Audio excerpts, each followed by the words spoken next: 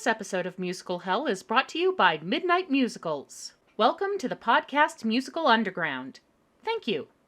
Greetings, mortals. Welcome to another session of the Infernal Court in Musical Hell. I'm Diva, your judge, jury, executioner, and Warner Brothers, we need to talk. I know you see Disney and Universal doing all these reboots and mashups of their popular intellectual properties, and you want in on the game. But there is a right and a wrong way of going about it, and our next offender, Tom and Jerry, Willy Wonka and the Chocolate Factory, is definitely the wrong way. It may come as no surprise that this mess of a crossover has its roots in desperation. Warner Brothers' license for Charlie and the Chocolate Factory was due to run out, and they needed to do something with the material. So they worked it into their cat and mouse duo's long-running direct-to-video series, with predictably disastrous results. Fans of the original Willy Wonka and the Chocolate Factory were infuriated, and became even more so when the studio had the temerity to dedicate the cartoon to the recently deceased Gene Wilder. The Tom and Jerry franchise went into a 4-year hiatus, and while Warner Brothers did keep the rights for the Willy Wonka prequel coming out next month, the Roald Dahl estate ended up transferring the book rights to Netflix, and the movie itself wound up here. So let's examine the case of Tom and Jerry, Willy Wonka and the Chocolate Factory.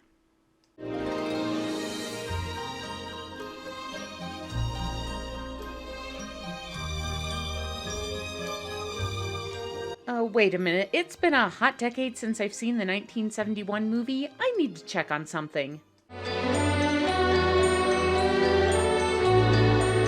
Oh, sweet Lucifer, they even copied the credit sequence. We're not even 2 minutes into this movie, and it's already outdone the live-action Lion King in the rip-off department. The movie begins, as Tom and Jerry plots often do, with Tom strolling along before suffering an acute case of the munchies. Is this a bad time to point out that chocolate is toxic to both cats and mice? Never mind, that's the least of this story's problems. Unable to satisfy his craving for that sweet, sweet theobromine, Tom settles for fighting with Jerry over a piece of mousetrap cheese and finally trying to eat Jerry himself, who escapes into the candy store from the opening of Willy Wonka. The Candyman can. Tom and Jerry get up to their usual comedic injury thing during the Candyman, prompting us to contemplate sin number 2. Why combine these two properties? Occasionally, Tom and Jerry do something plot relevant, like dropping the money Charlie uses to purchase his winning chocolate bar, but for the most part, this is just a Tom and Jerry cartoon intruding on a classic movie, and neither of them have much to do with the other. There's no new perspective or twist added to the story, which ends up being, hey, it's that thing you like set dressing. Through all this, poor Charlie Bucket gazes longingly through the sweet shop window at all the delicious treats he cannot afford. And we get the first instance of pretending these two stories are connected, as Charlie discovers Tom about to chow down on some sugar-frosted rodent and scolds him for doing what comes naturally. You know, I bought these for my family, but you're welcome to have one. This is supposed to show how kind and selfless he is, but I have to question the wisdom of letting 6 people, most of them bedridden, go hungry for the sake of a couple feral animals. Charlie gives them his card, and Tom and Jerry use a bit of charades to communicate their names, so at least they're not talking like in some of the other bad movies they've been in. Then Charlie goes to his picturesque rundown home to tell his family about his new friends. I had 2 of them, but I gave one to some new friends. That was very generous of you, Charlie. Well, I just hope these new friends of yours appreciate it. Tom and Jerry, meanwhile, decide to repay Charlie's kindness by fulfilling his lifelong dream of owning his own Wonka bar. But their busking routine fails to rake in the dough, so they fall back on a little light shoplifting. Last one. After stealing a full case of chocolate bars from under the nose of Spike the dog, sentient canines do deliveries in the Wonkaverse now, I guess, they take their ill-gotten gains over to the Bucket's house, where Grandpa Joe is telling Charlie about Willy Wonka's backstory. Why did Mr. Wonka lock himself in his own factory? Because of Slugworth. Gah! Charlie's eyes are staring into my non-existent soul. There is definitely a lot of creepy crap going on in the character design department here. From Charlie's dead-eyed stare to Violet Beauregard's grosser-than-usual gum chewing to Willy Wonka looking exactly like the kind of person who should not be around several young children. Tom and Jerry present their Wonka bars to Charlie, who pretty quickly figures out they were stolen and refuses to accept them. This leads to sin number 4, as Tom and Jerry repeatedly offer the candy to Charlie and he repeatedly refuses. We already know he's a decent, honest kid. You don't need to keep belaboring the point. It makes him come off more like Lupita from that Mexican Santa Claus movie. You know stealing is evil, and I don't want to be evil. Also, the soundtrack plays the hook from I've Got a Golden Ticket every time this particular box appears on screen in a ridiculously heavy-handed bit of foreshadowing. Somewhere in here we get the exposition extra who says Wonka's opening his factory, yada yada golden tickets, yada yada, you know how this goes. Charlie looks creepily interested in the news, then creepily sad as he realizes the inherent systemic inequalities in this setup. Because this movie runs 10 minutes shorter than the original and has twice as much filler, we go pretty quickly through the first 4 golden ticket winners: gluttonous Augustus Gloop, entitled rich girl Veruca Salt, gross gum chewer Violet Beauregard, and couch potato Mike TV. Grandpa Joe snags a chocolate bar for Charlie, but it turns up empty, and later they hear on the news that the final ticket has been found by a Paraguayan millionaire and Droopy cameo. I've never been happier. Ole. You can tell he's from Paraguay because he dresses like a Cozumel souvenir shop, uses random Spanish expressions, and is accompanied by a generic flamenco riff. Come on, Warner Brothers, I know you know this shit doesn't fly anymore because you've been retconning Mammy Two Shoes for decades. Charlie is heartbroken, and Tom and Jerry are heartbroken for him, and only now do they decide to actually earn some money to get him some consolation chocolate. But of course they get into a fight over the coin and lose it down a drainage grate, and attempt to get it back in a stunning display of mutual incompetence.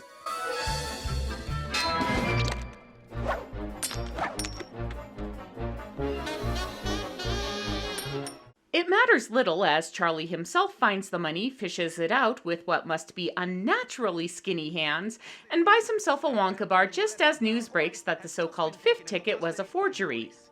Ay caramba. And the writers are about 30 years behind on the Simpsons bandwagon.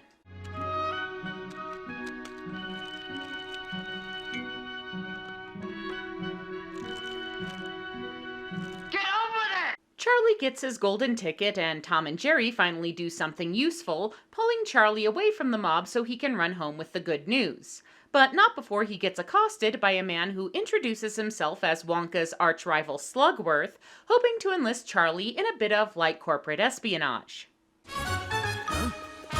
I want it all.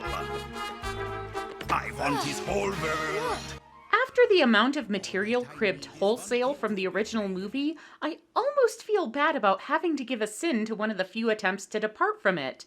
But the main change this movie makes from its predecessor is the expansion of the Slugworth character, and it creates a lot of problems. First, they give Slugworth Veruca's literal I Want song, and it's a bad fit, especially with the weird-ass animation. I want it all. I want the whole world.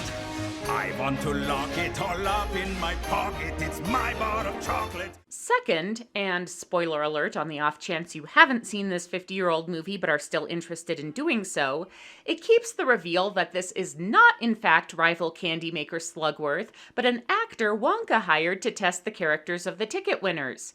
If you know that, the scenes of him running around menacing the heroes are pointless and make no sense. If somehow you don't know that, the twist is completely at odds with what we've seen of the character the entire movie. It ends up being another failed attempt to bring Tom and Jerry into a story that was doing completely fine without them. Speaking of, the pair do some more intrusive antics during I've Got a Golden Ticket, then have to race said golden ticket to Charlie and Grandpa Joe so they can get into the factory. Luckily, Wonka's showboating stalls things long enough for them to get the job done. Where's that ticket? Charlie! After the winners and their adult guardians enter the gates, Tom and Jerry notice Slugworth sneaking around and follow him. He's led into the factory by Spike while giving a speech that's ambiguous enough to be technically accurate while still sounding deeply sinister. By the end of the day, Charlie Bucket will get exactly what's coming to him. And then this chocolate factory will have a new owner! Fortunately, Wonka's back gate is shockingly lacking in structural integrity, and chasing and factory peril ensue. Oh, this won't end well. You've only just now realized that?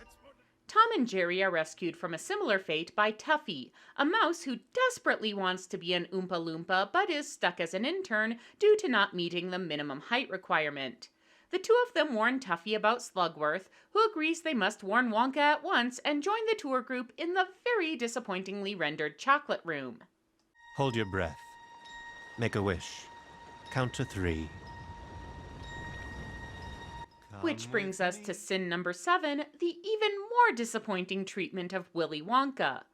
Wonka is a uniquely ambiguous character in the Roald Dahl canon, a moral gray enigma from a writer whose heroes and villains were usually rendered in sharp black and white.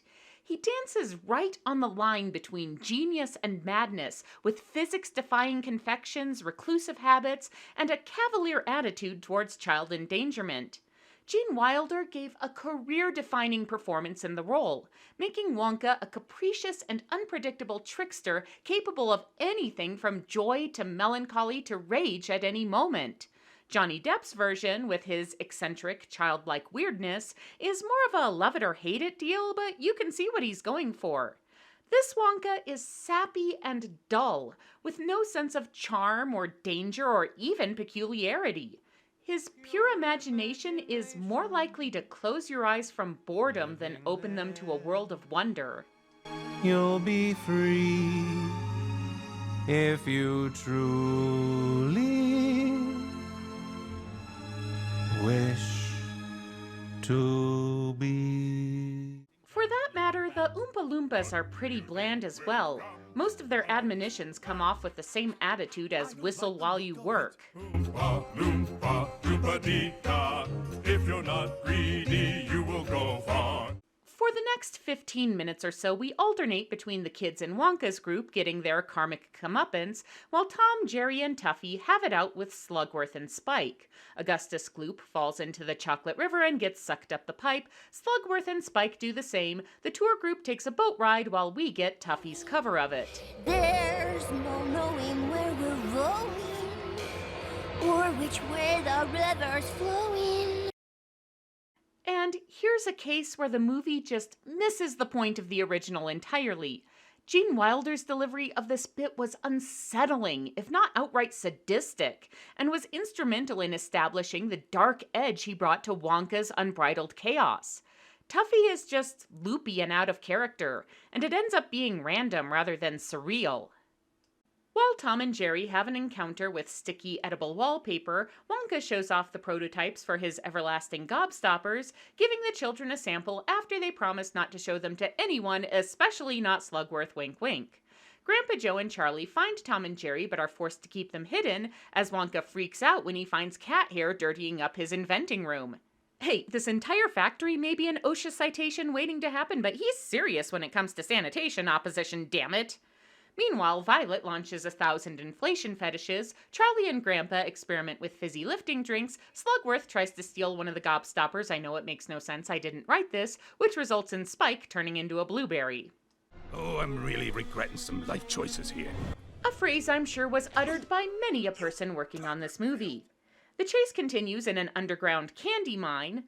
Wonka has one of those apparently, while Veruca takes her villain song back, and everyone winds up in the garbage incinerator where things take a turn for the Toy Story 3. You're lucky neither of us were burned to a crisp. You're all going to learn some discipline when we get home, Miss Salt. Oh, isn't that nice? Mr. Salt has learned the value of corporal punishment.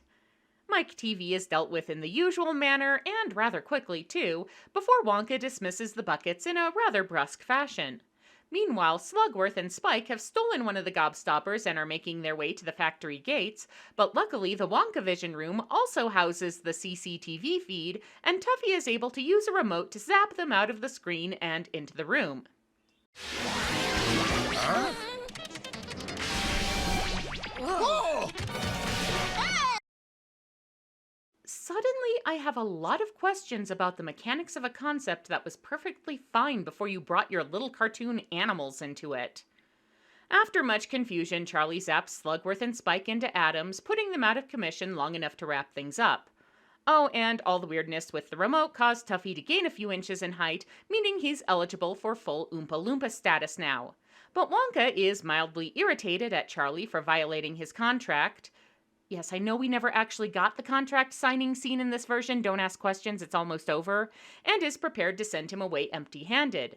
But Charlie returns his gobstopper, proving his character and causing Wonka to declare him the grand prize winner and reveal the whole ruse. But you said you had a master plan against Mr. Wonka. Oh, no, my boy. My master plan was to help Wonka find an heir. I was concerned that you and Tom and Jerry would interfere with that plan, so I had to try and stop you. Who knew? Tom is at least as angry as I am at that half-assed attempt at an explanation, shrinking the non-villains and stuffing them in a drawer.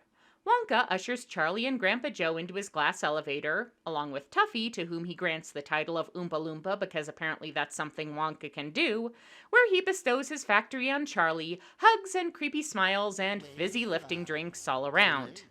If you want to view paradise, simply look around and view it. Anything you want to do it.